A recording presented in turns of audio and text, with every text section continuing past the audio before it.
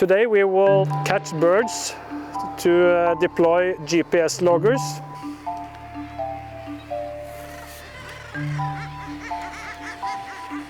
We are on the southern tip of Bjørnøya. We will now try to catch a thick-billed Murre. The birds are now incubating, and we try to avoid catching birds that are incubating. So we try now to see if we can see mates to those that are incubating. We will then lift them up with a long stick.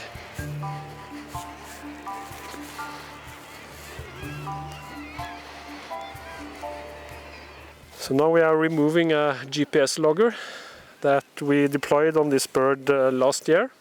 And hopefully it will tell us where the bird has migrated and stayed during winter.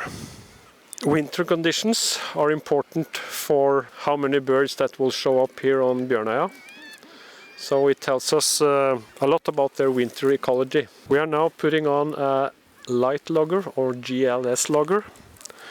That doesn't have the same accuracy as the GPS logger, but it tells us with some uncertainty where the bird will stay during summer, winter, fall and spring.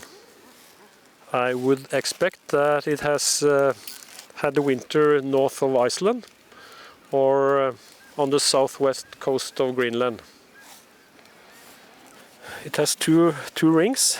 The metal ring is a unique ring that will stay on for the whole life of the bird. It tells us where it was ringed and when it was ringed. The plastic ring is a unique code that we can read at a distance. And we also use the plastic ring for attaching different sort of instruments like this light logger or time depth loggers or different other types. I will weigh the bird, see if it has put on weight during winter or lost weight.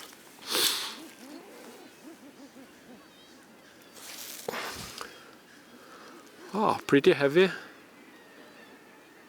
1120. Then I would guess that she has put on weight during winter, which is great. Now I'm picking feathers for measuring stable isotopes, which tell us something about the bird's diet during winter. And we know from our database that this female was breeding last year. But so far this year she haven't laid any egg. But that may still happen. This is the first day we have seen the bird here on Bjørnøya.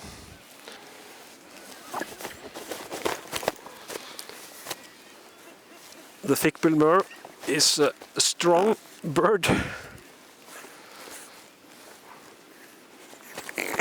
Yes, you are. Yeah, so they feed on small fish and crustaceans. Here on Bjørnøya, the diet is dominated by capelin during summer. And it's a very robust and strong bird. It has impressed me many times. It's very well adapted to this harsh Arctic environment, I would say. Fantastic, cool bird. Yeah, the temperament is, I would say, maybe a little bit aggressive. He knows to protect himself, at least compared with the common guillemot. Okay, I think we should let him go.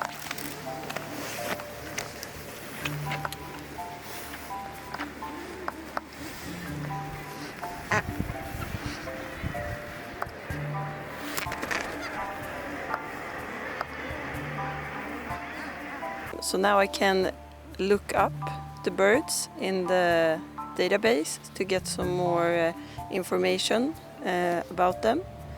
So this thick-billed Murre that we just caught, we can see that it was first ringed in 2016. So it's at least 10 years old now. And we can also see at which nest it was breeding last year. And in this case, we can see that this is actually the mate of the oldest thick-billed Murre that we have observed here.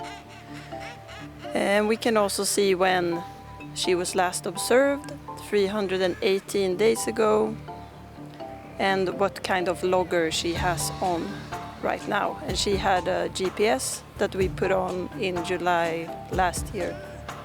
To track seabirds today, we have mainly three tools. It's the light logger, or the GLS logger. It's a very good tool for large-scale tracking. In addition to that, we have the GPS logger that we can deploy for shorter periods of time. Thirdly, we have the satellite transmitter, or Argos transmitter, which communicates via satellite. It's kind of a huge step forward in seabird ecology. Seabirds use enormous ocean areas. Just the birds here on Bjørnøya, they are using more or less the whole of North Atlantic during 1 year. And even we have birds or species going down to South Africa. So the area use is really impressive, but also important because it tells us that they will face stressors along migration routes and in wintering areas that we didn't know about. So we have now been collecting eggs from British guillemot for long-term monitoring of contaminants and pesticides. As we are early in the season, the birds will now relay a new egg. We are especially looking at PCBs, or DDE, which is a pesticide. Those substances had very high levels here on Bjørnøya in the 70s and 80s. And these are, many of them are from industrial production in Europe and America. And it's transported here to Bjørnøya by long-range transport and ends up here in the food chain and finally in the seabirds. The British guillemot is feeding in the upper part of the food chain and thus accumulating contaminants that accumulate in the food chain, and is thus an important and good indicator for the ecosystem health.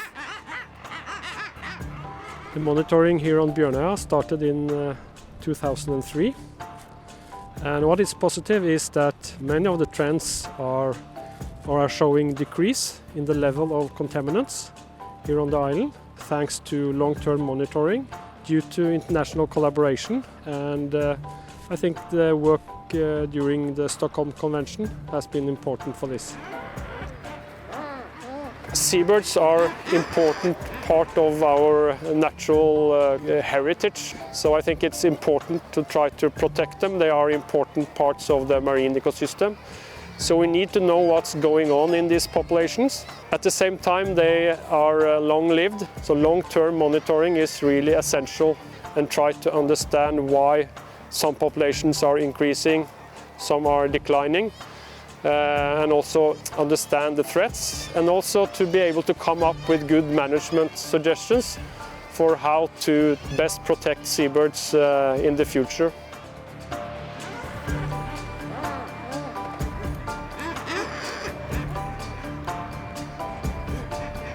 Seabirds are in trouble.